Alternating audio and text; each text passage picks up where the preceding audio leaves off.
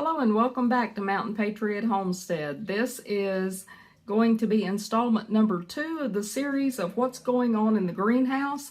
It is going to be covering the herbs that I have planted out here. I am going to give you a brief description, the name of the brief description, and the source of each one of these herbs that I have planted. If you have any comments or questions about them, make sure that you list them below and I will do my best to answer them. This is thyme. I originally got my seeds from Baker Creek Seed Company, but because it is a perennial, I haven't had to buy it in a number of years because it just keeps coming back here in my Zone 6 where I live. It is a very easy to grow plant. It's very vigorous. It has a wonderful citrusy fragrance, and it adds that fragrance into whatever type of dish, whether it's a savory or a sweet dish that you're cooking. As I said, it's a very vigorous, hardy plant. Throw it in a rock garden, herb garden, containers, your landscaping, wherever you put it, it seems to like it. And mine gets 8 to 12 inches tall. This is one of my absolute favorite herbs, and it is rosemary. I get my seeds from Baker Creek. It is a tender perennial, which means in my zone, because I do get cold over the winter time, it has to be planted in a container and I have to bring it inside if I want it to survive. That's why I had to replant this year, because I failed to bring in mine from last year. So I grow it as a medicinal and as an edible. The little evergreen bush that rosemary will in the summertime have little tiny flowers on it that the bees absolutely love. And if you have not tried rosemary on roasted vegetables, on any type of roasted meat, or cooked into savory dishes, you really need to try rosemary. I believe you'll like it, and it's something that I do recommend for every herb garden.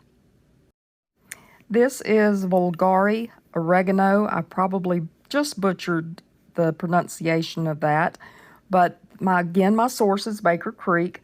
Now this is a beautiful, delicious herb that if you do any Italian or Greek cooking, this is your go-to. It is also a medicinal that you can grow in your garden. Of course, it has that pungent oregano flavor and aroma, and you can use it fresh, dried. If you, again, make pizza sauce or pesto or anything like that, and you need oregano for your recipe, this is a wonderful oregano to grow, and the bees, again, love the blooms on it, just as they do with many of the herbs. So if you want your pollinators around, I really do recommend that you grow a lot of herbs in your garden. This is the blue spice basil from Baker Creek. Now, this is an herb that I cannot rave about enough. Last year was the first time that I've ever grown this basil, and normally I think basil stinks, but if I could produce a perfume that smelled like this blue spice, I would bathe in it because it smells so wonderful, and it is such a vigorous plant. I had one plant in my garden that was as big as the hood of my truck. I am not exaggerating. It was absolutely huge and had huge, dense spikes of beautiful purple flowers that the bees just adored. And so I am growing this every year. As long as I can get seeds or save seeds from this, I will be growing this because it is so fragrant and adds such a wonderful flavor to foods, and my bees love it so much that I will continue to grow the blue spice basil in my garden. Because I was so happy with the blue spice basil last year, I decided this year to add the cinnamon basil to the garden, and the seeds come from Baker Creek, and the description says that it has a light cinnamon and anise flavor that adds a great touch to fruit salads, desserts, all that sort of thing.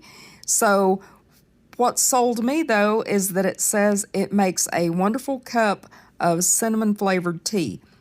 That sold me because I love tea, and I am growing this hopefully this year, and it's supposed to have a lot of vitamins and minerals in this basil, and also is supposed to attract a lot of pollinators.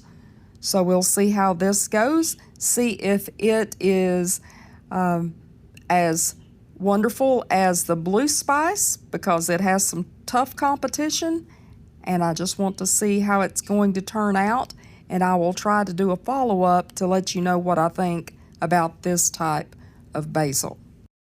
And this is common basil. As I said before, I'm not a big basil fan normally because I think it stinks. However, I do use it in cooking, and so I just needed to grow some for cooking purposes. The source for my seeds, I do not know because I've had them for so many years, I don't remember where I got them from. But you can get them from pretty much any seed source, so you just have to look around. You'll find them everywhere, and the foliage is not as pretty to me as the blue spice. The fragrance is not as good, but if you just want a good hearty basil flavor, common basil is the one to go to because it will give you just that standard basil flavor that we're so used to having.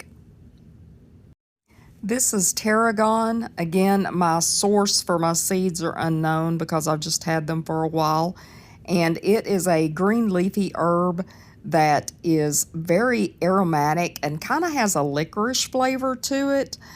You can use it in all types of salad dressings, sauces, really good in fish and chicken dishes.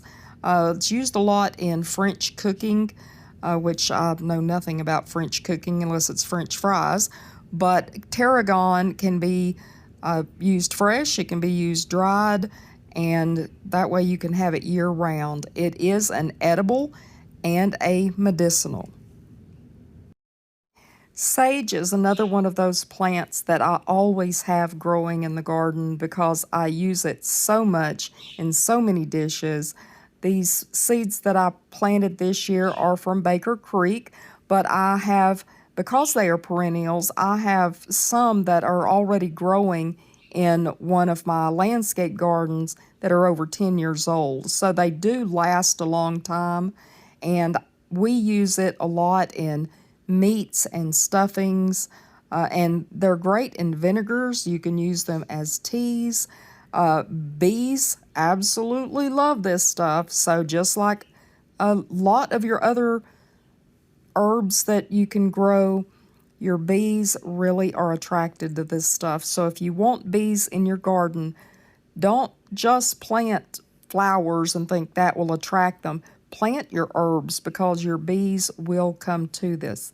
And try out some sage. If you have not grown sage, try growing sage in your garden. I think you'll be really happy with it because it's a beautiful plant and it's useful. And the last herb that I currently have planted is summer savory. And the source that I have, I do not remember where I've got the seeds from. However, it is a kind of a peppery type plant with a little bit of a thyme herb flavor. It is great if you want to flavor beans, seasoned meat, anywhere that you want to add a little bit of an additional herbal kick to your recipe. Summer savory is a good one to try. You can also see from the picture it has little flowers on it, which means the bees are going to enjoy it. All right, and that is the rundown of what herbs I have planted out here in the greenhouse. If you have any comments, again, make sure that you list them down below.